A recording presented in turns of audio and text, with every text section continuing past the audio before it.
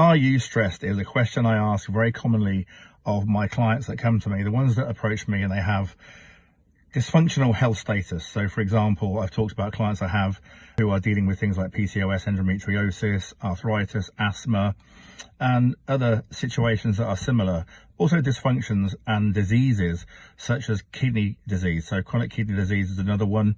So there's a whole range of different ailments people can have. And when we start looking at things that we can do to help alleviate these problems and reverse some of these problems, we start looking at interventions, and we do blood markers to see where we're at. And there are particular parts of the body that are responsible for detoxifying some of the states that we can get ourselves in. And things like glucose metabolism and management is super important. So pre-diabetic situations occur quite frequently with an inability to use glucose. And again, stress plays a part in that. So when we start looking at someone's health status, we do biomarkers, we look at where we can put in things that are missing, and we've got some nutritional interventions, supplemental interventions, and we've got things like peptides and sometimes medicines as well. We can start looking at how we can alleviate these problems for this particular patient.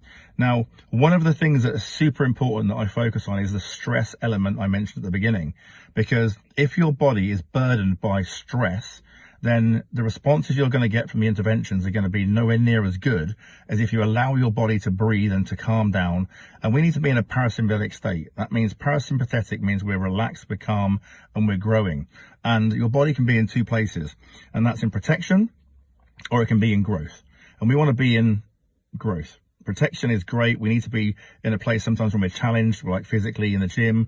We're going through what's called a eustress. It's a stimulus that creates adaptation and growth, but we have to have that period of time where we can grow. So the right kind of stress is really good for us. Challenge is what we're here for, and it helps us to grow and develop, not just physically, but also psychologically. But many of our stresses, when they're not physical, they're cognitive, which means the way we see things, the way we process things, and our perception of how we see a problem or an issue or an event causes stress to occur. So that thought process causes release of cortisol, stress hormones, and various other things within our body. And this is where we need to do some real work. And whenever I've seen my clients who have done really well, they may have the similar intervention as another person. So I've had a number of people who have got CKD, and we've reversed their kidney disease by doing a number of different interventions, and they're similar in many cases. But the difference between people being super successful and not quite as successful or not at all comes down to their lifestyle and the decisions they're making when they're faced with particular daily activities or daily life stresses. So what we need to work on is how we deal with the things that trigger us. And I want you guys to think about what triggers you. And the things that trigger you basically end up being some of the unhealed areas of your character you haven't dealt with from previous experiences or previous life. And we work on this principle called neuroplasticity. Back in the day, psychologists thought the brain was fixed. Once you learn something, it's there forever. But we know we can change the way our neurons in our brain work. So the same old behaviors we're familiar with, that we feel comfortable with, which we can go to when we're feeling stressed or less resilient or vulnerable, we can change those with effort and practice, and we can put in new coping mechanisms. So we don't go back to the same behaviors that cause stress as we did before. Now, this is something I work on really closely with my clients, because once I get to that place with that person, their stress levels come right down, and then the interventions work so much better. So we want to get those interventions working get the best out of the things that we're doing. So I want you guys to think about some of the things that trigger you. And what people tend to do is they will try and avoid their triggers. Now, avoidance is not dealing with your triggers or with your issues or becoming less stressed. You're putting it to one side and not dealing with it. That is not what we call authentic or being true to yourself. We're just shelving it. And at some point, that trigger will happen again, and there'll be another cascade of behavior. And what we tend to do, as I said before, go into familiar behaviors. These may have saved us in the past, but they're not beneficial. They can be maladaptive behaviors.